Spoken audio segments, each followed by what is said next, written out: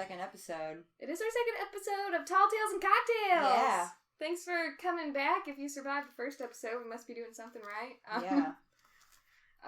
Yeah. We've got a really fun episode for you guys today. Yeah, this one we're out to sea. We are out to sea. Sea monsters. Yes, we got a couple of them for you. Oh, we got quite a few. It's going to be a good time. We don't cover all of them. Not all of them. We got to save some for later. We know that later. there's a lot out there. Yeah. But we thought we'd touch base on a couple that... couple biggies. Some big ones, some big for sure. Ones. Yeah. What have you been up to? But we haven't seen each other in a while. We got snowed in, here in the Midwest. It was like Fimblevetter right here. Yeah. I actually had that thought at work the other day. That what if we're in Fimblevetter? Because winter didn't even start till February this year, really. Right. Maybe we're in Fimblevetter. Maybe we are. I mean, everything's crazy in the world. It is. I mean... It's nuts. Brothers aren't killing brothers yet, but... Right. Could happen. It could. Did you do anything fun during your snowed-in time? Just the photo shoot we did today. Our photo shoot today was fantastic. Yeah. Besides that, I got a sewing machine for Christmas. So I finally, got that bad boy up and running. Yep. Hell yeah. The first thing I made was a thong. Yes! Thongs for days. Yeah, because, when you can't find the right thong, make one. Yes.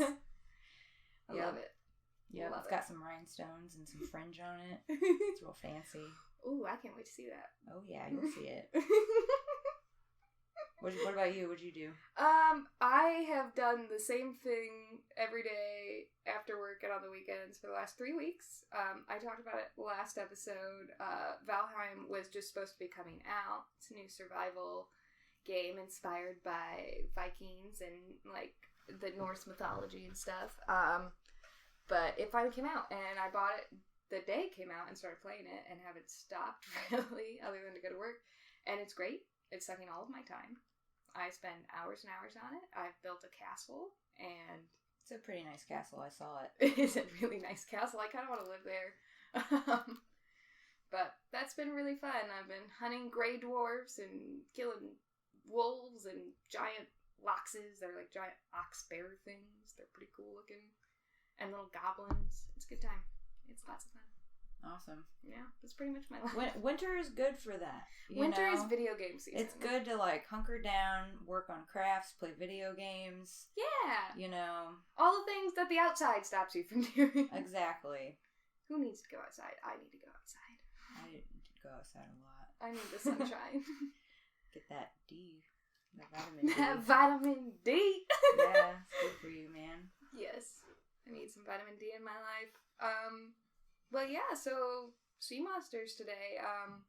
We've got a drink here. Oh, we do have a drink! Good. I kind of forgot about the drink. We've already kind of been drinking. 1.5 deep. Hell yeah.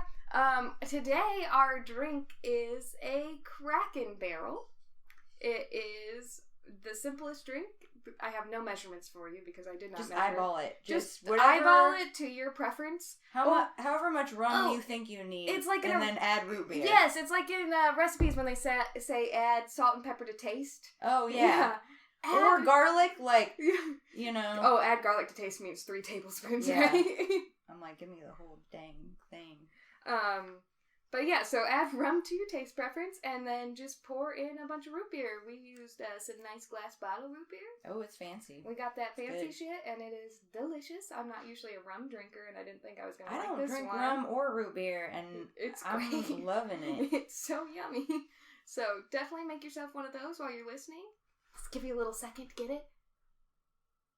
Did you get it? Did you get it? Okay, I think I got it. Today we're talking about 4 different sea monsters, yes, which is exciting. I'm going to cover the Kraken and the Scylla, and I'm going to cover the Leviathan and Charybdis.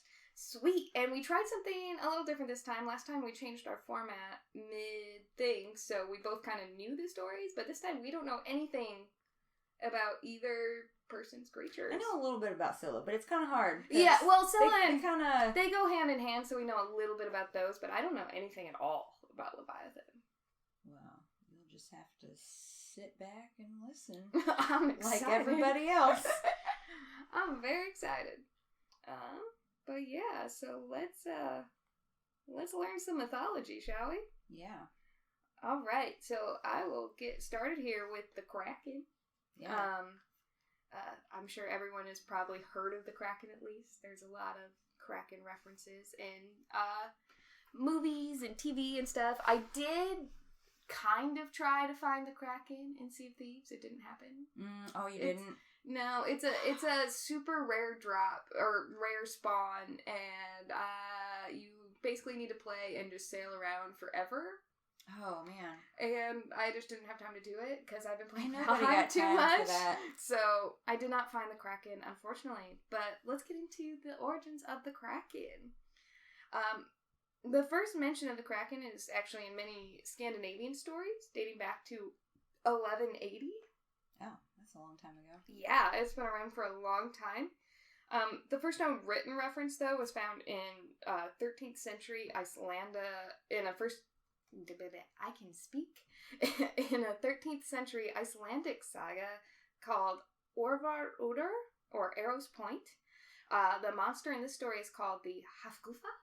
Ooh, that's a nice name. Hafgufa. Which means sea mist, and it is believed to be linked to the Kraken. So they're not sure if it's the same thing, but they're pretty sure that they're referencing the Kraken.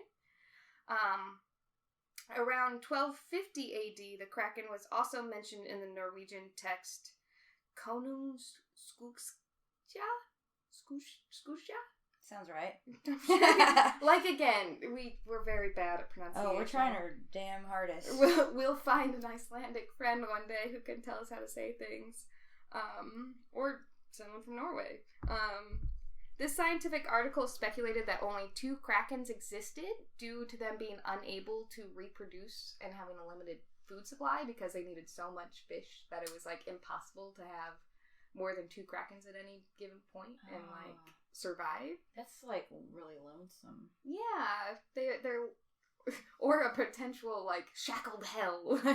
Yeah. You just get one buddy. That's it. Forever. Dang. One buddy.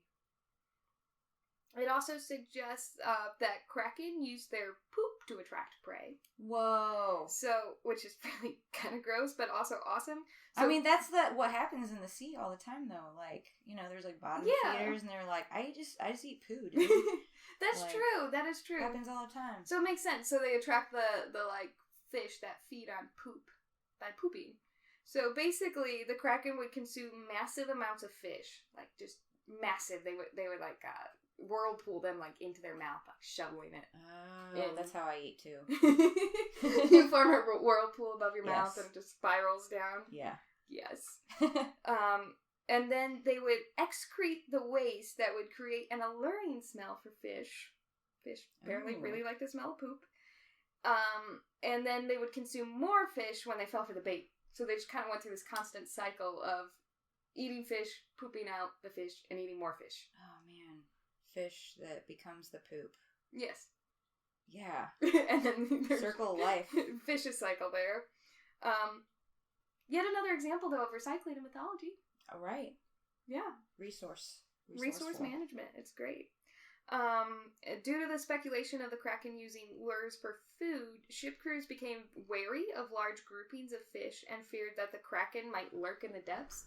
So if you were out sailing on the high seas and you saw like a large grouping or like huge school of fish, like just frantically in the same area. You're like, this is danger zone. You're like, fuck, there might be a Kraken down there and it's gonna bring up its tentacles and tear our ship down. Yeah. Because if you like got in the way of its food supply, it might not even necessarily be trying to attack the fish. But you just get sucked down. You just get sucked into it as well. In Carolus Linnaeus's book Systema Naturae, he was a Swedish scientist. He considered the Kraken to be a cephalopod and labeled it with the name Microcosmus marinus. Later editions of the book actually removed the reference because there was no proof. Carolus had never actually seen the monster that he believed was there. He just kind of wrote a scientific article saying that this fish monster exists, or this tentacle monster existed, but had never actually seen it. Bummer. The Kraken has been described as a giant octopus or squid with large tentacles with spiky suckers on it. Oh, they're spiky. Yeah, they're spiky. Do they have ink? I don't think I saw anything about ink when I was researching it. Okay, alright. So that's one, I think, reason why, like, because I know a lot of people believe that the giant squid might actually have been the Kraken. Right. But I believe giant squids ink, and I don't think the Kraken was known to ink necessarily, and I don't think giant squids have spiky suckers. Yeah. But some of the original, fishermen's legends about the Kraken actually said it was more crab-like. So there's kind of two different versions of the Kraken. There's, like, the tentacle-y, squid-like thing that most people think of, but some people actually said it was a giant crab. Oh, that's also kind of scary. Yeah, I feel like I'd almost be more scared of a giant crab because they're pretty well armored. They get you on the beach. Like, you know, a beach fucking giant squid, like, you're like, what you gonna do? Yeah, it's on the beach. Do? Like, a crab is, like, coming at you fast. And it's like, got on features. The sand. It's gonna chop you. That's fucking scary shit. It is believed that the myths of the Kraken evolved, though, from sightings of the giant squid, like I mentioned earlier. But what reason did like fishermen really have to be afraid of it? Because right now it doesn't seem like it was necessarily targeting them. But they were afraid of the Kraken because it was believed that a ship could be sucked down by the whirlpool that it would create when it surfaced, or the tentacles would take out a ship during its feeding frenzy when it's trying to... I feel like you see that a lot. Like, whenever you see, like, depictions, like... Yeah, it's not attacking necessarily. It's just, like, eating. Yeah. And, like... wrapping its tentacle. It's like tentacles are getting stuck on the ship because like, it's just what if like he's just like, oh, I'm stuck. Like, he like didn't even mean to do that. He's just like, oh, you're in the way. my tentacle is wrapped around the mast and I can't get down. He's just really dirty. And then he's in getting real life. like he's getting like I'm trying to think of what kind of weaponry they have, but he's getting like stabbed with spears and shot at. Too much later, I guess. Yeah, I think it would be probably arrows or like crossbows or something, but he's getting like shot at and stabbed and he just wants off the boat. He's like, I'm just trying to eat fish. I just want to eat my food. I would hate to get shot at while I'm eating. And then there's so many pop culture references to the Kraken. Oh, for sure. There's a whole bunch. The most notable appearance that I can probably think of is gotta be in Pirates of the Caribbean. Yeah. Dead Man's Chest and At World's End both had the Kraken in it. And there's a pretty epic ship battle with a giant sea monster. Their depiction of the Kraken is pretty terrifying. Yeah. It also appears in both versions of Clash of the Titans. There's a 1981 version and a 2010 version. Okay, I have not seen that old one. I haven't seen the old one, and I actually haven't seen the new one either, but some of the research that I was seeing, actually, the Kraken in that might not have been the Kraken, but actually a reference to the Scylla, which I'm going to talk about later. Ooh. So that's kind of interesting, because the Kraken is actually more Norse-based, and I believe Clash of the Titans is more Greek-based. Yeah. So I think there's a little bit of a disconnect there.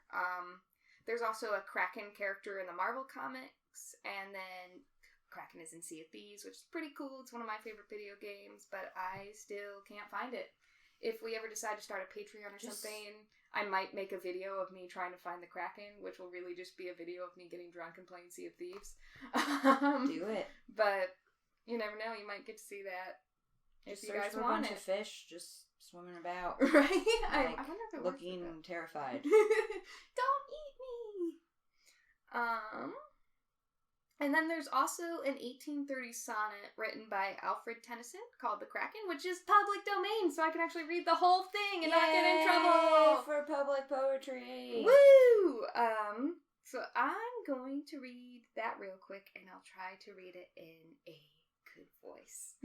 I'm here for it. My best poetry voice. I'm here for it.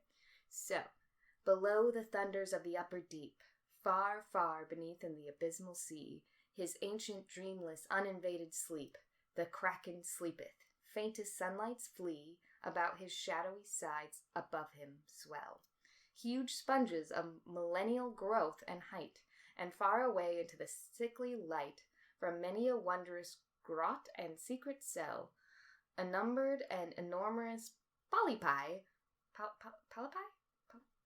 about right. polypi? Winnow with giant arms the slumbering green, There hath he lain for ages, and will lie, battening upon huge sea worms in his sleep, until the latter fire shall heat the deep. Then once by man and angels to be seen, in roaring he shall rise, and on the surface die. Beautiful. Yay! Thank you, Alfred Tennyson. Thank you for that poem. I'm pretty. Rest in peace. R.I.P. But yeah, that's kind of what I have for the Kraken. I actually had a pretty hard time finding stuff about, like actual reliable sources about the Kraken. I thought I'd find some pirate stories or something, but there's not a whole lot out there. They're just in the scrolls at the bottom of the sea. Yes! I know that, they're gonna find that They'll shit someday. find those scrolls someday, and we'll get to...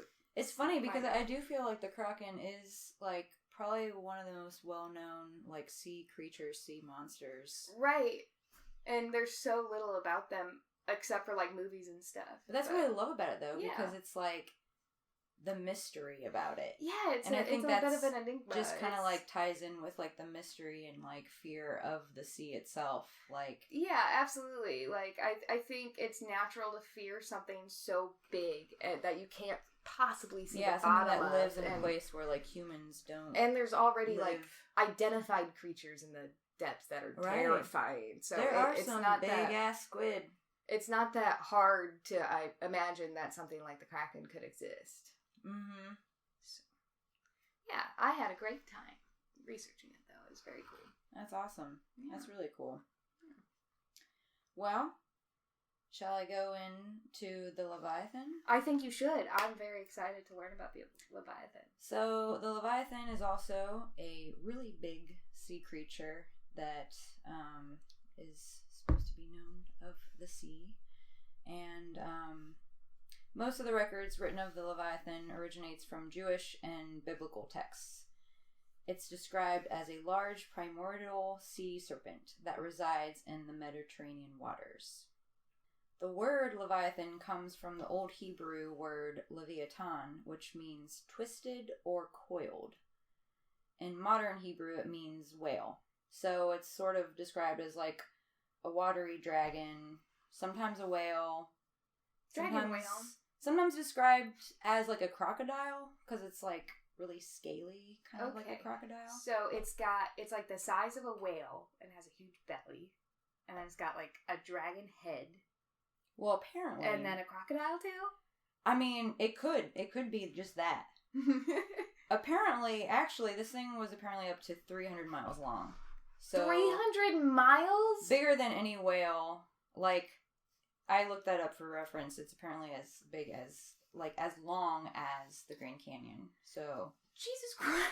So, like, this thing is fucking huge. That's terrifying. It's absolutely terrifying. So, I mean, really what we know is that it's just big and scary and it'll eat your whole fam. Like. My whole family? Yeah, all your family. Oh, yeah. Yeah. So, according to the legend, God created a male and a female Leviathan. Oh. Also had a partner like the Kraken. Yes, but God actually killed the female.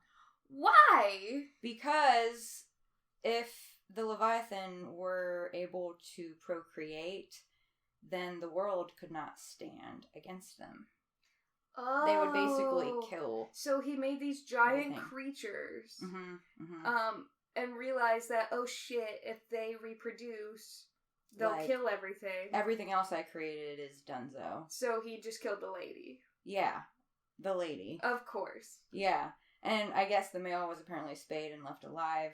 God had a catch, spay, and release program in case he fucked up. Only for male Leviathan. Yeah, I mean, he could have just, like, I don't know, invented birth control, like... Right, or why couldn't he have just, like, made it so she couldn't reproduce? Like, I know. Why does she have to die? I don't get it. But that's what happened, I guess. And so, like, goodbye, female Leviathan.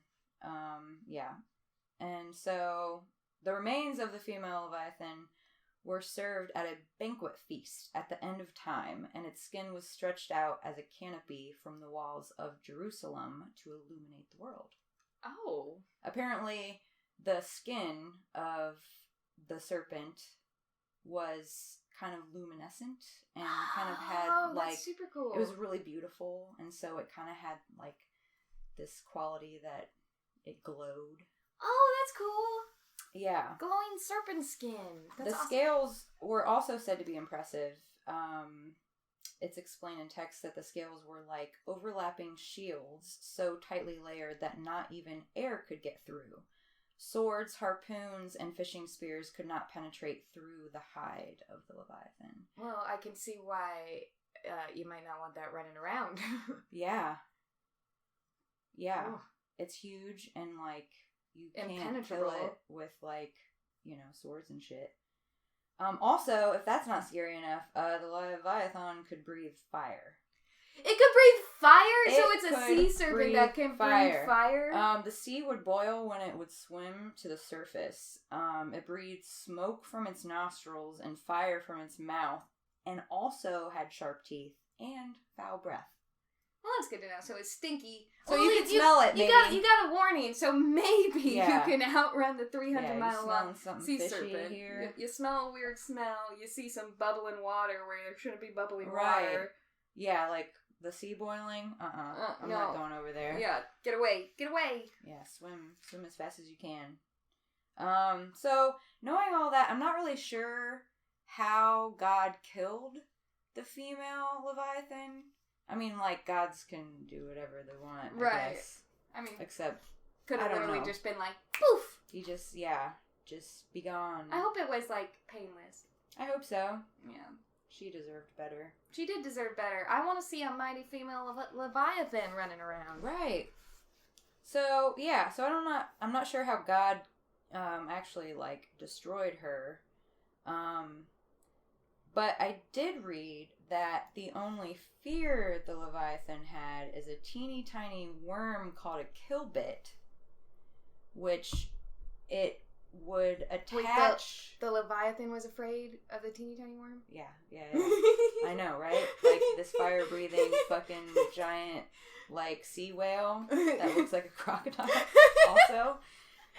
Is terrified of a tiny worm? Yeah, like, it's called a kilbit, and it would attach itself to the scales, and I guess could harm and possibly kill.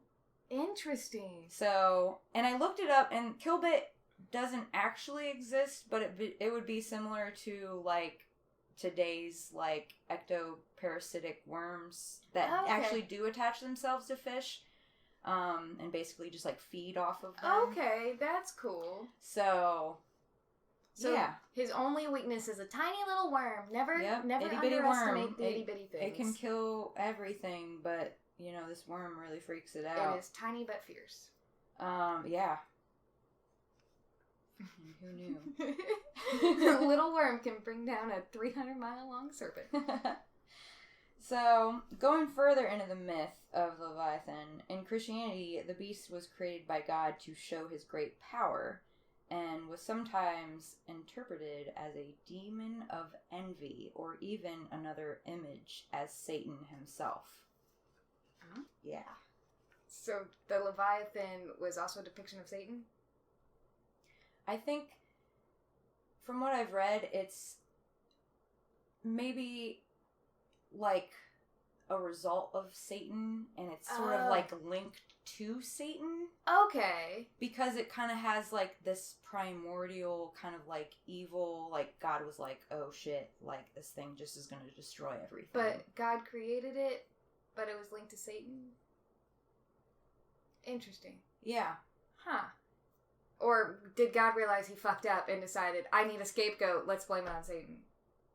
It might be like that, where it's just sort of like this thing that exists now is like exhibits this evil. Interesting. That the only thing that it can be compared to is Satan himself. You know what I mean? Just like that type of evil. Interesting. Okay. I mean, maybe own up to your own mistakes and not just blame it on the devil, but that's fine. Right. So yeah, other cultures do have like other similar sea creatures and sea serpents, and so it's suggested that Christianity coming later than, like, you know, these other ancient myths maybe, like, borrowed this idea of this creature, or it's based off of a creature that actually existed in the water. You know, it could have just been, like, a whale. Right. You know, that they spotted, or, you know, something that just, like, struck this fear in them. Yeah. I mean, you see a giant whale, maybe isn't 300 miles long, but you're like, let's say, super drunk or on drugs, and you see this big sea creature, and then you go tell all your friends, and you're like, it was like a mile long, and then they tell their friends it was like 100 miles long. So I'm sure they were drinking booze on ships, and you know, who knows? Yeah. But yeah, so I just love the idea of a giant whale crocodile monster, like, swimming around. Giant whale dragon crocodile monster. That, like, apparently just really hates these tiny worms. It is a cute image. Like, the kind of, like, I just picture, so, like I was saying earlier, belly of a whale, dragon head, crocodile tail. But it has little feet, because I just imagine little feet for some reason. And then this tiny little inchworm is, like, inchworming up to it, and it's, like, reared back, like, he's like, I'm coming to get you. He's like, them scales look tasty. Them scales look tasty. I love that. So pop culture, I did some digging. There is a movie called Leviathan. It's, oh yeah, you told me you watched that. I watched it. It was good. I gotta tell you, I do love some 1980s sci-fi films. They're so good. Like, especially if they're, like, in the deep. Yes. Like, in space, in the deep. All of them. Always so good. I'll have to watch that. Yeah. So, basically, in this movie, I'm probably going to, like, say spoilers, because I don't know how not to. It's from the 80s at this point. Yeah, if you haven't seen it, just, you know, watch it anyways. It's a good one. But, so basically, these deep sea miners are at the bottom of the sea. They're mining silver when they come across a ship. It's a Russian ship that was sunk, and they explore it. And actually, the ship is called Leviathan, so that's where the name drop is. And they find that the Russians were experimenting on humans. They were doing, like, these weird genetic adaptations, sort of like making, it didn't go that deep into it, but they were trying to make humans almost like fish-like, with, like, qualities of a fish. So, like, scaly and could swim, I guess. And you later find out that the ship was intentionally sunk. And they find out because when they explore, they end up being exposed to this material. So some of the crew... They start turning into fish people? Yeah, so, like, they start having, like, these weird scales. But I'm guessing, like, it's not like sexy mermaids. It's like... No, it's, like, gross, like, their bodies kind of fuse together, and they're scaly and, like, kind of indescribable in a way. Like, they just... Oh! Yeah, and then, like, you can die and then, like, still live, and, like... Fish and then form? they just, You're like, a try zombie and fish? feed off of you. Okay. And so, like, then the movie kind of becomes, like, a, you know, those who haven't been infected, they're trying to survive and, like, kill this now crazy, like, creature, scaly thing. That sounds like a trip, and I'm down for it. Yeah, and then they, like, you know, try and escape, like, from their, like, little mining operation up to the surface, and then at the end, there's just, like, this giant fucking monster thing that comes out of the water. I gotta see this. It's just, like, it's fucking great. So, and actually, I thought what was interesting about that movie, like, because the name, I was like, okay, so the name's just, like, the name of the ship, but I felt like it kind of paralleled with the story of the Leviathan, not so much about, like, the monster itself, but the idea that, you know, God created this creature that he later was like, oh, fuck, like, why did I do this? And he destroys, like, the female producing. So like, there can't be more of them. Yeah, and so, like, in this movie, like, the Russians are toying with genetics and are trying to, like, create this, like, thing that becomes a monstrosity. Right, and then they have to intentionally, like, destroy the ship and let it sink to the bottom of the sea because they fucked up. It is a cool parallel. So I think that's kind of where, like, the name that from. Story kind of, that's comes super cool through that movie. But yeah, there's also, I haven't watched Supernatural. Oh, the Leviathan and Supernatural are not at all like this. They're not. And, but I did some reading about it. Oh, cool. I love Supernatural. Yeah, so I guess God created the Leviathans. So there's like multiple. And these beasts were among God's earliest creations, predating angels and humans. To seal the darkness, God used the nectar of a blossom that grew from the Leviathan's corpses called Leviathan Blossom.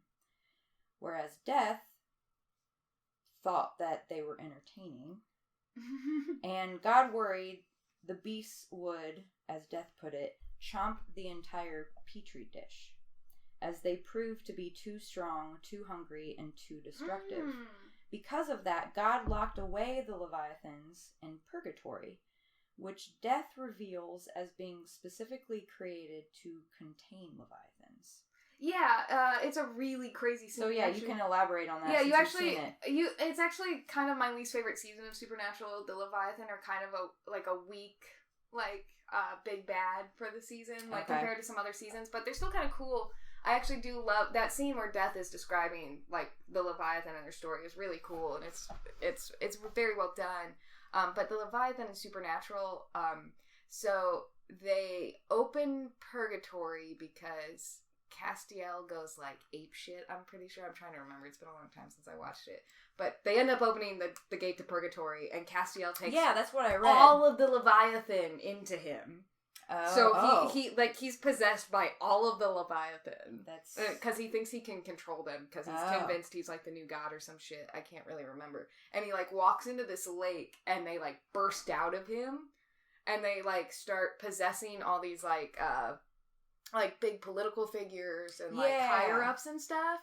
And they are like, if they fuck up, like the head Leviathan makes them eat themselves. Oh, that's cool. Yeah, they have to like eat themselves, and that's like the coolest thing about them. Like they literally have to like eat themselves. But yeah, they're kind of interesting, but they're definitely not like sea serpents. They're more like a mixture of like demons and I guess I could see them being kind like of shapeshifter kind of, like, yeah, because they kind of like control them, yeah, like still take the form of like whatever they like possess. they basically like if they like consume a person, they can take their form kind of thing. Right. When they show them eating themselves, they do kind of have a little wriggly tail thing, so maybe they are supposed to be like serpents. But that gives me a new perspective on that. I might have to rewatch that season now. Yeah, and like kind of what I drew from that too, just like reading about it, obviously not watching it, was like the same theme where like God created this thing that like was just like an moment, like I fucked up, and like so in this story, God, instead of like destroying them, like he creates like this kind of purgatory to kind of contain them. Yeah, so it's, I thought that was kind of interesting. Yeah, they're actually, their whole end goal in that season, again, spoiler alert if you haven't seen Supernatural, but their whole end goal is they create this meat that makes humans super lazy and unmotivated and like just like super zombies, to create basically the perfect prey that won't fight back or question anything. Oh. So that they just have like unlimited food. Whoa. They basically turn everyone into like docile like cows. So they can just farm and eat whenever they want. Yeah. Shit. Yeah. Okay. And I believe the main guy's name is Dick. Like the head Leviathan takes over this guy named Dick, and there's a lot of dick jokes in the season, and they're really funny. Oh my god, that's funny. Yeah, maybe I'll watch that. You should. It's a really great show. It sounds like a show that I would like. I actually have seasons 1 through 9 on DVD. If you ever want to borrow them. So, question. I was thinking about this. Who would win? The Kraken or the Leviathan? Honestly, I think the Leviathan would absolutely obliterate the Kraken. the way you're describing the boiling water shit. Yeah, I think, I mean, and being so big. Yeah, I don't know if the Kraken can withstand the boiling water. It might just turn him into calamari. And if like harpoons and stuff can't even penetrate the scales, and all he's got is big tentacles with suckers on them. Yeah, I don't see that going through the scale. So there's nothing too crazy special about the Kraken. I think he'd be I think he'd be Leviathan food. Yeah, I think so. But would they ever cross paths? Because I think, the Kraken was... It was supposed to be off the coast of, like, Norway or Sweden, in that region. Like. Oh, okay. Yeah. Just off the coast there, but, like, in the deep. Okay, yeah. So they probably wouldn't even cross paths. Yeah, I don't think they'd ever come across each other. But it'd be cool. It'd be like your bug thing from the last thing. Oh, yeah. If we were goddesses, that could be like, let's see this go Yes, down. If we were goddesses, we would make a giant underwater coliseum. Yeah, and just, take a big dome in the water and just put them in it. We'd throw a Leviathan in. It'd have to be a fucking huge-ass dome. And then a Kraken in it and just see who wins. It'd be like, the water. The water dome. Yes. Yes. I think my money would for sure be on the Leviathan. Yeah, for sure. Like, I want to root for my own team since I covered the Kraken. But the Kraken's pretty cool, though. Like, the Kraken is cool. I've always loved the Kraken. Yeah, the Kraken is very cool. I mean, that picture of it, like, with its tentacles wrapped around the mast of the pirate ship, it's like a classic picture. I can't remember what it's from, but it's like tearing down the mast. It's so cool. I did, have you seen my wood burning with the giant squid? I don't think I've noticed it. I'll have to show you that. Where is it? Maybe we'll feature that in our, whatever, on our Facebook or something. Yeah, all of our social medias. Yeah. I love squid and octopi. Yeah, you'll have to show me that. I don't think I've seen that one yet. All the cephalopods. I love all the art in your house. You have such cool stuff. Oh, thank you. Yes. Thank you. Well, I think that concludes our first round. The first round. Cheers. Cheers to the first round of sea monsters. I actually need to top off my drink here. We got our first round of sea creatures in, so I think we'll take a little quick break. Yeah. Smoke a cigarette, top off our drinks. Have a pee. And when we come back, stay tuned for more. We're going to talk about more sea monsters coming your way. 2 more sea monsters from Greek and Roman mythology. Yes. Hell yeah. Woo. We're recording again. Hi, guys. We're online. back. Sorry. We were topped off and intermission break. Nicotined up and ready to go. Back to sea monsters. We got some exciting sea monsters here left. Our last 2 actually kind of go hand in hand, which is cool. They're kind of a dynamic duo of sorts. So I'm going to talk about the Scylla real quick. The Scylla is a sea monster referenced in Homer's Odyssey and Ovid's Metamorphoses. She is described as having 6 long serpentine-like necks topped with monstrous heads. So each neck has a head, and there's 6 of them, and then each head has 3 rows of teeth. Yikes. So that's a lot of teeth. More teeth than Lots I would like to know about. Yes. Let's see. 6 times 3 is 18 rows of teeth total. That's a lot of teeth.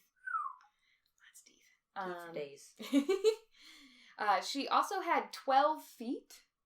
That's 12 feet. I feel like that would be awkward. Yeah, 4 makes sense, and you watch a dog run. Makes sense. If you have a lot of body to move, though, I guess, 12 feet makes sense. It makes me wonder, because there wasn't a lot of description of her, body as much. There's 2 different versions of her body that I'll get into here in a minute. But it's so she just, right now I'm just picturing 6 necks, 3 rows of teeth on the heads, and then they're just connected to 12 feet.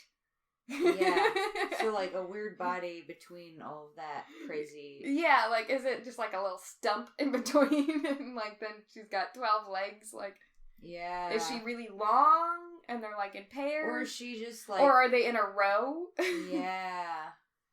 I'm trying to... I mean, either way you look at it, it's kind of scary. Yeah, I mean, she sounds absolutely terrifying. Yeah, and on top of her 12 feet, her voice was supposed to sound like the yapping of dogs, which I found the term yapping weird, because I was like, are we talking about chihuahuas or mastiffs? Like, Ooh, is she, yeah. like, barking like a dog, like, "Arf, arf, arf," or is she like a little chihuahua that's like, Right. That's less scary and more like, I wanna just, like, scooch you. right? It's like, is it a six-headed creature coming at me that's going, "Arf, arf, arf, arf, arf," and, like, you just want to scritch it behind the ears? You're like, or you're not scary at all. is it barking at me like it's gonna murder me and rip out my heart? Right. But I found yapping to be an interesting term. It does make a big difference in whether or not she's terrifying or kind of adorable. Yeah.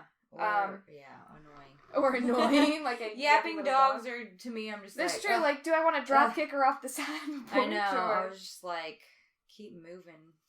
This fucking yappy dog. It said that Scylla resided in the Straits of Messina, in between Italy and Sicily. Later classical art, though, depicted her as having the upper body of a woman. Oh. So she's now has 6 necks, 6 heads, 3 rows of teeth, tits. 2 tits. 2 tits. 2 tits or more? It doesn't say she has multiple tits. How She many just had the tits? upper body of a woman. Okay. So she just has tits and a torso, and then Yeah, I feel like I've seen, like, art depictions, actually, now that I'm thinking about it. she's got a, like, sexy torso, and then she's got these So weird she heads. still has sort of like a human form, but like Yeah. with weird attachments. Yeah, she's just got some weird extra Too many feet. things. I Too many mean- feet, too many heads, too many necks, Yeah. and a really terrible voice. Oof. And then she has a fish's tail. Oh. So she's She's also like a mermaid. So I'm picturing now you've got a long, like, almost like, not centaur, because it's probably not horse-like, but kind of like serpentine body, 6 rows of feet, fishy tail that, like, flaps, and then she's got her 6 heads. I'm really hoping glorious, like, anime tits that move that for are no big and reason, jiggly. even when she's not moving. Yeah. Like, just bouncing all the time. I'm sure that's how they were. Like, it's gotta be. And then she has a belt of living dog heads. Oh. Yeah, so her belt is live dogs that are also barking. So maybe it's not her voice. People think it's her the voice. attached Maybe heads that she are barking can't at you. actually talk, but it's like the barking dogs. And again, Oh, that's the weirdest body. right? And again, though, is it a belt of Chihuahua heads?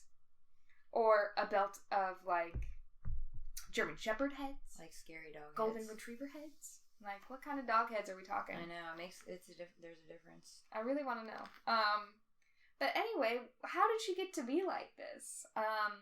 The older Greek poetic myths portray Scylla as nothing more than a monster that was born to monstrous parents. So she's just a run-of-the-mill monster that's just horrible and gross-looking and not very fortunate. But in the Roman myths, it said that Scylla was the daughter of Chrybdis, a goddess of the sea, and was believed to be a beautiful nymph originally. Which is kind of where this, like human that's where the torso tits come comes in. from. It's where her tits come in. She was a nymph once. If she was a nymph, she had to have real good tits. Yeah. So, anime might have a little bit of a confusion boner there when you see her. Yeah. It's like, You don't know how you feel when you see her. Like fear. Do I want to motorboat her or do I want to run away? Am I aroused or scared? Or both. I think both. And since she was a beautiful nymph, naturally the sea god Glaucus was overcome with her beauty and fell madly in love with her. Ooh. He wanted to romance her, take her on a nice date. Probably not eat seafood since they're sea gods. I don't know what sea gods I don't know. eat. Would they eat seafood or just Would they eat seafood? like land food? Potatoes. A nice steak dinner and potatoes. No shrimp. Fried chicken. Fried chicken. That's what they had for dinner. They went on a date for fried chicken. Sounds alright. That's my headcanon. But yeah, so he fell madly in love with her and wanted to be with her, but he had another lover. We have a love triangle here. And she was a witch named Circe. Oh, Circe, that bitch. Yes. I think we should definitely talk about her more when we do a witches episode. I think we could probably do a couple witches episodes, honestly. Oh, so many witches that are There's good so to many. cover. Like modern witches, like mythological witches. There's a lot. They're important. I'm excited for that. I think that'll definitely happen in the future. But anyway, Cersei loved Glaucus and wanted to be with him, so she got super jealous of Scylla, which jealousy can be a real bitch. Oof, yeah. And she decided to cast a spell on Scylla, which turned her into the grotesque monster, so that Glaucus would no longer love her, and she could can't love this her weird beloved creature thing. Yeah, which too many necks for me. Shallow much. If you really loved her, if you loved her at her sexy nymph, you would love her at her 6-headed freak. Yeah, I agree. I totally agree. Yeah, I think he wasn't really in love with her, to be honest. But that's kind of, like, most of her story. There's not, like, any big things after that. She gets turned into a sea monster and is just prowling the Strait of Messina. And then in the Odyssey specifically, she claims the lives of 6 of Odysseus's men and devours them. And while she's distracted devouring them, which I think it's interesting, there's exactly 6. So each head is eating a man. So there's like little legs hanging out. And then the rest of the men are terrified and the ship manages to escape. Oof. But will he really escape?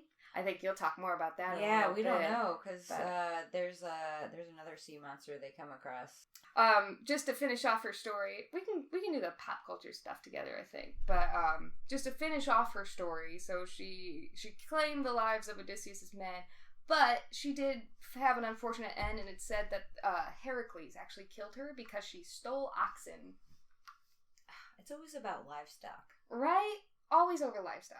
Yeah, they're so finicky about their livestock. Yeah, I mean, she was hungry. She could have killed you. She ate your oxen. Whatever. Share your oxen, man. Yeah. There's sharing is caring. Hungry monsters out there. Gotta feed the hungry monsters, and they won't eat you. Yeah, if you just feed them oxen, you're good to go. Yeah, exactly. All right, and now. So, we'll bridge over to Charybdis. Charybdis, like Scylla, is a sea monster of Greek origin and was also said to have lived in the Strait of Messina, which is they're neighbors. Actually, they're total neighbors. Stone's throw away from each other. And this is a narrow passage that exists between the island of Sicily and the tip of the boot of mainland in Italy. The Greek word for Charybdis translates to swallow or belch. Oh. Charming. Those are two very different things, though. Swallowing and belching. One is going down, one is going up. Yeah. It basically describes what she does. Oh! Yes. She's a swallower. Oh, yeah. And a spitter? Or a belch? I don't know. I'm trying to go somewhere with that. There's all sorts of just charming, like, attributes to her that we're going to talk about. So, the story is that Charybdis was originally in the form of a goddess or a nymph. Again, we have another nymph. Nymph friends. She's a nymph of the sea and was considered the daughter of Poseidon. Poseidon we know as, like, the god of the sea. And Gaia is known as the earth goddess. She was given tasks by Poseidon to, like, flood shit. Like, please just, like, flood the lands for a bit. And just, like, create havoc with, Why? Like, with the floodwaters. I don't know. It's just, like, what, like, you know, gods do when they're in control of water. I guess. Just flood everything. Yeah, you have to do stuff like that. We did see some of that in Ragnarok, you know. Yes, just flood exactly. everything. She was also known for, like, the daily tides, basically. Oh, okay, so she controlled the tides. Mm-hmm. So, there are 2 known stories for why she was cursed with the fate of a giant sea-dwelling creature. The first story was that she got a little too crazy with the whole flooding thing. And she pissed off Zeus because he was like, why are you flooding all of the water, like, you know, onto the land? She was just doing what she was told. Why not take it up with Poseidon? Yeah, I know, dude. Why is that her fault? She's just like, I'm doing my job, dude. And so he basically turned her into a hideous monster and chained her to the sea, the bottom of the sea. He chained her to the bottom of the sea. Oh, yeah. It's intense. He really likes to chain people up. I know. He chains up somebody else, right? He chains up a lot of fucking people. Lots of chains happening from Zeus. The other story is that she was stealing and eating sheep that belonged to Hercules. Interesting. I wonder if it was a joint effort of Scylla and I know. Charybdis. Maybe they just wanted dinner. That's why I'm saying, like, livestock, man. Yeah. Like, they just, like, they get really pissed off when it comes to livestock. Huh. So, yeah, Zeus basically, again, like, if this is, you know, the story, Zeus got pissed off and chained her to the bottom of the sea. Turned her into a sea monster. Oh, what did she look like? So, basically, she was a whirlpool. Oh, so he took away her, like, form? She had no features that resembled a human. Oh, she didn't even get a body. Yeah, she was turned into a sea-swallowing whirlpool in the Strait of Messina. She's described as being a large whale-like creature, large enough to swallow entire ships. So basically, just imagine like a giant like toilet bowl with like rows of teeth. So he turned her into a toothy toilet bowl. Yep, that's basically. But she was like huge and like scary, and like 3 times a day she would like take in large amounts of water and then like maybe burp some things back up. That's where like the swallowing and the belching comes in. Oh. Yeah, so it's like real nasty. He just did her dirty. Dude, so dirty. Like she's not even pretty anymore. Like you couldn't have just chained her to the bottom of the ocean. No, dude. He's like, you're hungry for fucking goats or whatever. Like, how did she steal the goats? I don't even know. She just swept them up and gnawed down. Well, if they fell in the water, that sounds like Hercules. She stole Hercules? Because Heracles killed Hercules. Oh, So 2 different men. Yep. I feel like that's on him for not watching his goats. Dude, I know. Why are your goats in the water? Why don't you have, like, I don't know, like, build a pen. Dogs that herd them and, like, bark when danger arises. Right. I think that's on him, not her. Yeah. He's like a poor goat, like, owner, in my opinion. Yeah. Sounds like he's a real bad rancher. I agree. So, like you had mentioned in the Odyssey, Odysseus travels and he faces both Scylla and Chrybdis on his journey. It's a common idiom being between a rock and a hard place because you're traveling along this narrow strait of the Messina and you're trying to decide on your route, because when you're traveling along the sea, you could come across Charybdis and get sucked into the whirlpool and get sucked into this whirlpool of teeth, or come across this cave-dwelling, like, crazy dog-headed, like, you know, creature with tits that's gonna bark at you with tits. So this is a quote from the Odyssey that describes the journey that Odysseus faces. Yes. You will see the other cliff opposite of Scylla lies lower, no more than an arrow's flight away. On this there grows a great leafy fig tree. Under it Charybdis sucks the dark water down. 3 times a day she belches it forth. 3 times in hideous fashion she swallows it down again. Pray not to be caught there when she swallows down. Poseidon himself could not save you from destruction then. Ooh. Dangerous. I like me a dangerous woman. So with much lamenting, Odysseus and his men rode on into the strait. This side lay Scylla, that side in hideous fashion. Fiendish Charybdis sucked the salt water in. When she spewed it forth, she seethed and whirled.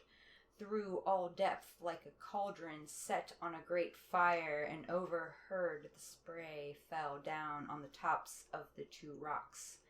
But when she sucked the sea water in, one might look right down through the swirling eddy, while the rock whirled hideously around her, and the sea floor came to view, dark and sandy. Oh, I got chills. That's so good. Yeah. Oh. So basically, yeah, Odysseus is traveling with his crew, and they basically, like, have to travel, you know, through the dangers of Charybdis and Scylla. Which is terrifying. Yes, like both in itself. Yeah, so they go one way, and Scylla chomps up 6 of their men, and then they go the other way. Yeah. And they get sucked into a whirlpool. Yeah. Like, Jeez. your whole ship could be sacrificed. Yeah. To that creature. I can't remember. Do they lose the ship to her and escape? Or... They lose the ship, but they don't all succumb to Charybdis. Some of them make it out. Because there's like a fig tree. So, like, Charybdis basically, like, lies beneath this cliff that has this fig tree where they're able to, like, climb up and escape Charybdis. Lucky bastards. I know. She just wanted a meal. I know. She was just hungry. She's like, I'm coming up for my feeding.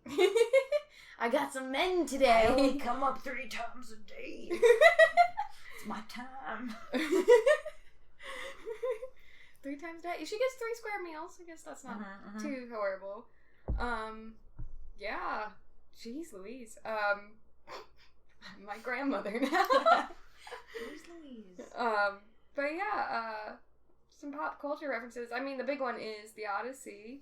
Yeah. There is a film, 1997. Yes, you sent me the clip of that, and I died. That's actually that's worth a watch for sure. Yeah. We still need to have our movie night and watch the whole movie together. Yeah. But this scene is great. I actually wrote about it in my notes as well. It's quite comical now because of how bad the graphics were, but I'm sure they're so bad, but they're so good. Yes, I'm sure at the time it was terrifying. Like, I'm sure it was actually scary, but now it's just hilarious. There's a really funny part where there's like a goat on the cliff. They like throw one of their goats out of the boat. They're like, sacrifice the goat. Yeah, they like throw it out of the boat onto the shore, and Scylla like bites it, but you can clearly see the goat just disappear from frame, and then there's like a really corny blood spatter. Oh yeah. And I just started laughing hysterically. I was like, it's so good. Yeah, we definitely need to have a movie night for that. And then there's actually a whole movie trope based on the pair. That's called Cilla and Chrybdis. I didn't know about that. Yeah, in movies, when a character is presented with 2 choices that both have disastrous consequences, like you said earlier, being trapped between a rock and a hard place, they actually call that trope the Scylla and Chrybdis because of the Odyssey. And we used to see monster stories. It's just like, what's worse? Like, fucking getting sucked the fuck down. And it's like, how do you want to die? Do you want to drown, or do you want to get eaten? Yeah. I don't know which one I'd go with. I feel like I've heard drowning is really painful because you're alive for a really long time. Yeah.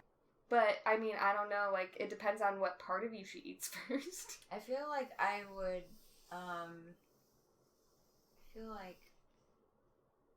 try with going through the cave with Scylla. Because, like, there's a good chance that maybe she'll just eat, like, the other guy. Right, yeah. And not you. Trip your friends. Where, like, with Charybdis, like, there's a good chance, like, the whole ship's going down. Yeah, I feel like you have a fighting chance with Scylla. You trip your friends. It, like, leave weeds them as out the bait. weak. So, like, maybe if you go down to, like, the bottom of the ship and just kind of, like, I'm just gonna go down here for a little bit. And, like, just hide out. Just, like, hide out to the end. Yeah. Till you're Hope you don't go off course if everyone on top dies. Right. Because then you might just hit both. Wow. You know, I found it interesting that the Strait of Messina does in fact have a natural whirlpool caused by the currents and the movement of water between the Ionian and Tyrrhenian seas. That's cool. So, I think some of, like, the origin the mythology, they were trying to explain this whirlpool. like, you know, because... But they didn't understand I feel like currents, seeing, like, a whirlpool for the first time, like... Gotta be a monster. It's gotta be something from the gods, something like... I feel like a lot of mythology is that way. It's like this big, scary natural occurrence that they don't know how to deal with. Right. Like, because there's not really, like, true science at that point, you know? Right. Like, they don't have an understanding of the currents or, like, you know... So it's like, must be a monster. Right. Because that's something tangible that they can, like, grasp. Yeah, it's like, my cousin died in that whirlpool as a monster. Yeah. Like, he died. It's someone to blame. Yeah, exactly. And yeah. Instead of some sort of, like, natural, like, occurrence. Sort of thing. If you were to be cursed... Oh, this is a good question. I love your questions. These are great. Can we call these segments Question Time with Severyn? Yeah, segment Questions with Severyn. If you were to be cursed into a sea monster, between Scylla and Chrybdis, if you had a choice, would you rather be cursed to this long-necked, dog-headed... Do I get the tits? You get the tits. I get the tit version. Yes. Or be a whirlpool, teethy, whale-like... I'm gonna have to go with the tit monster. Yeah. Like, with the neck, I mean, she's a nymph. I'm kind of flat-chested. I think I'll take the titties. Get the good tits with the other weird appendages. Yeah. Yeah, I tend to agree. I mean, like, with Charybdis, I feel like I would probably be a bad Charybdis to begin with, because, like, I can't swallow and I can't belch. So, like... Wait, what? You can't swallow? Like... How do you eat? Real talk. I can't belch. Really? You don't burp like, at all? I really don't. Like, I go to, on Wednesday nights, I have, like, Burp Anonymous, like, meetings. Like, I don't know how to burp or belch, and it's like, you know, I just don't know how to do that. Your body just doesn't make you burp? Nope, I can't. That's so crazy. I can't belch or Is burp. there, like, a term for that? I don't know, it's probably some scientific term. Interesting. That's crazy. Now that I think about it, I've never heard you burp. I can't. It doesn't happen. That's crazy. I've burped, like, once or twice, and it's, like, right before I hurl. Oh, so burping means vomiting. Oh, yeah. Oh. So if you hear me do that, then it's like... Oh, I should get you to the bathroom. Get me to the bathroom. Or a bucket. Got it. Noted. Yeah. So, like, Charybdis, I would just be, like, a really bad Charybdis. I feel like you at least also get a body. Yes. Yeah, so you're I still feel like a being. Yeah, if I could just, like, live in a cave and, like, eat goats and, like, have a bunch of heads. Devour the hearts like, of men. Yeah, sounds like I feel like that's better. to me. Because, like, being, like, chained to the bottom of the sea, only coming up 3 times a day to, like, swallow and belch shit up. Yeah, that's just not an existence. Scylla can still kind of do whatever she wants. She's not, like, chained up or anything. Yeah, she's got, like, 12 feet to, yeah, like, she's got 12 roam feet. around if she wants to. She could leave that straight if she wanted to. Yeah, I just, she like, just doesn't want to. Charybdis just hangs out under a fig tree in the sea. The fig tree sounds nice. But, I mean, I guess Scylla could just go over there. Hang out by the fig tree. They should become friends. They should be friends. Yeah. They've like, been scorned by like, the patriarchy. They've been scorned by the patriarchy. Yes, they've been cursed for stupid reasons. They like, should probably be friends. for just being female. Let's talk about that. For like, real. I'm like, sorry. Like, there's a theme happening here. Like, with the Leviathan, like... Scylla and Chrybdis, they're all female. You're either, like, killed for being a, like... Being able to have babies. Or you're cursed because you're too pretty. You're too pretty, or you're just like a female that likes to do fun stuff. Or just do your job. She was doing what she was told. She was doing what she was told. She exactly. was a hard-working woman. Bullshit. I call BS on that, for sure. Not fair. Well, this was quite the episode. Yeah, we covered a handful of sea creatures and sea monsters. I hope you guys had fun. I had a blast. Thanks for listening. I always get awkward at this part because saying goodbye is always hard. Yeah, it's like, I also just assume we're never going to have listeners, so we're just talking to nobody. It's like, I hope we have listeners. I hope we have listeners, too. I hope people want to delivered some interesting facts. And quality comedy. I hope you laughed and drank with us. Yeah, I hope you laughed as much as we did, because we sure had a great time. We will list our research sources in the description every episode. We decided to do that instead of talk about it, because who wants to listen to us babble about sources? Yeah. But, so those will be listed in the description. We have some pretty cool thank yous this week. Yeah, we do want to thank some people out there who have helped us. Absolutely. Helped us make it what we are creating. Yes. Our wonderful theme music, it's quite the jaunty tune. I love it. Was created by the wonderful Dr. Mr. Dreamer. Woo! He's a wonderful person, and he made a beautiful theme for us, and we love it. Also, our podcast artwork, that is the best, and I hope someday we're popular enough to make merch. Yes. Please buy shirts in the future. Please! The artwork was made by Noble Stabbings. He's a freelance artist and graphic designer from Bloomington. He's got a pretty cool Instagram. He's also a friend of ours, and he's super cool. You should totally check out his work. Yeah. You can also, if you want to talk to us, because we're pretty fun and we are cool. And we're like low-key cool people. Yeah, we're pretty chill. We'll talk. We're chill. I'll respond to your comments as long as you don't make me cry. Yeah, don't. As long as you're not mean to us, we'll talk to you. Please don't be mean. I'll cry for sure. Yeah. Please don't make us cry. But you can reach out to us. But give us your input. Let us know what you think. We're open for input. If you think we made a mistake, call it out. I want to know if I made a mistake. If I'll I pronounced that wrong. If I was, This podcast is about as much about learning as it is about having a good time. Yeah, we're just trying to talk about stuff that we like, that we hope you like, and that we want to know more about. Exactly. So it's a win-win situation. Exactly. But if you want to do any of those things we mentioned, you can reach us through our various social media pages. We have a Facebook. It's so social. We're so social. Not really. No. We're both kind of hermits. We're like hermit crabs. Trying to reach out to the world. We have each other. But our Facebook is facebook.com/TallTalesPodcast. Our Instagram is @TallTalesPodcast. And our YouTube. I forget how to talk sometimes and I start getting drunk. I'm kind of tipsy right now.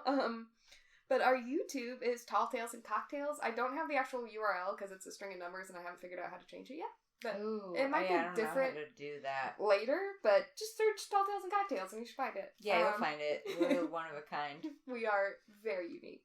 We're all special in our own way. That's your that's your word of wisdom for the day. Yeah. You really are. Yes. Everyone's special. Every single one of you. And that kind of wraps it up for our contact. Oh, you can also email us at talltalesandcocktails@gmail.com because Gmail is free. So. Yeah. Also, I wrote a sea shanty. Yeah, we have a special outro this week. Yeah, I wrote a sea shanty. It's the popular. It gave me chills. It's so good. I haven't recorded it really a really good recording yet. But by the time this comes out. I'm gonna have a really good recording. I mean, the rough draft gave me chills. It's gonna be amazing. Yeah, I hope you like it a lot. And we're gonna link it into this episode because we talked about sea monsters. Absolutely. So that'll be the outro you hear this week. And yeah. It's super awesome. I really hope that you like it. I hope you like sea shanties. I hope you like my singing. Your singing is beautiful. Thank you. It is amazing. Thank you very much. I love it. But yeah, so thanks for listening. Yeah, we look forward to you joining us for the next one. Yeah, which our next episode is going to be pretty cool. Yes.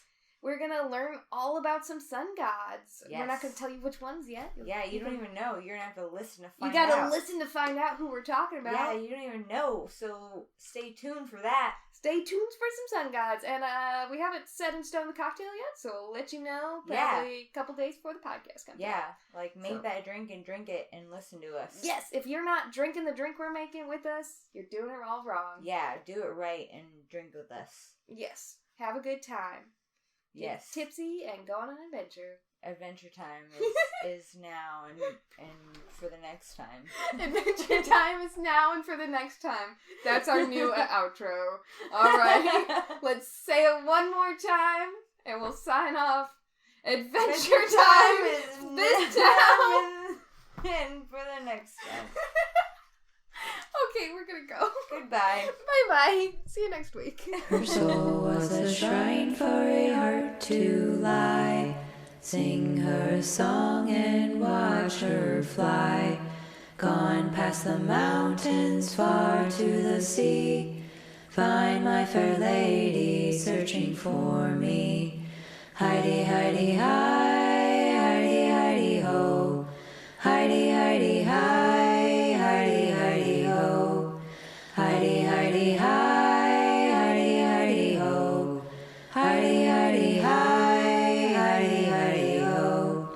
Swift came the hail and the gusty wind. Sky grew dark, long shadows caving in. Tall as the mountains, wide as the sea, I wept as my maiden was taken from me. Heidi, Heidi, hi, Heidi, Heidi, ho. Heidi, Heidi, hi, Heidi, Heidi, ho. Heidi, Heidi, hi, Heidi, Heidi, ho. Heidi, Heidi, hi, Heidi, Heidi, ho. All that was left was a broken sail, her soul swept away by 40 nightingale. Gone past the mountains, far to the sea. May you rest, my fair lady.